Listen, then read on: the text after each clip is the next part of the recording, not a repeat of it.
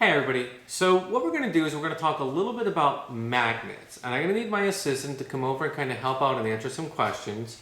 And what do you see on the magnet? What are these two letters? N and S for north and south. You already answered my next question. Yeah, north and south. So magnets have what's called different poles. You have a magnetic north pole and a magnetic south pole.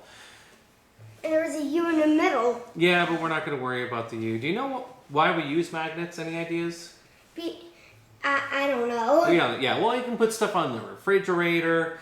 Sometimes we use a compass, which we're going to talk about in another video, to find the direction. But I'm going to ask you a question.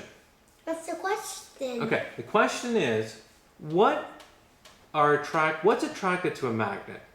Metal. Okay, so because there's metal on both sides. All right, so I love you, buddy, but that's going to be one of the most popular answers that you're going to get. There was even a Disney cartoon, which drives me off the wall, when they say, oh, well, the key is made out of metal, so it must be magnetic. So what we want to do is we want to test this idea out to actually see if all metals are magnetic. So think about it for a second. I want you to pause the tape. What is an experiment that you could design to determine if all metals are magnetic? So pause it and think about it for a second. Okay, so hopefully you come up with an experiment. It's probably something to the effect of like, well, what I could do is I could get a bunch of different metals and test them all out to see if they are all magnetic. And that's exactly what we're going to do. So, I have before you, on this piece of paper, multiple different objects. That are all made of metal. They're all made of different types of metals. So what we're going to do is I have the magnet, and we're going to run them past every object. We can see it attracts the ink pen.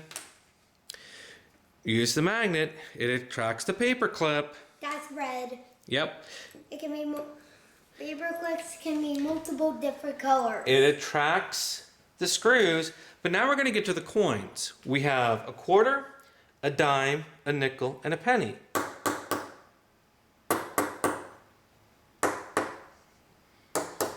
Try the other side. Try the other side? Yeah. That is a great test we can do. The other side doesn't work. So, yeah. So, Jonathan, let me ask you this. Are these made of metal? Yes, they are made of metal, but why is it not attracting to the magnet?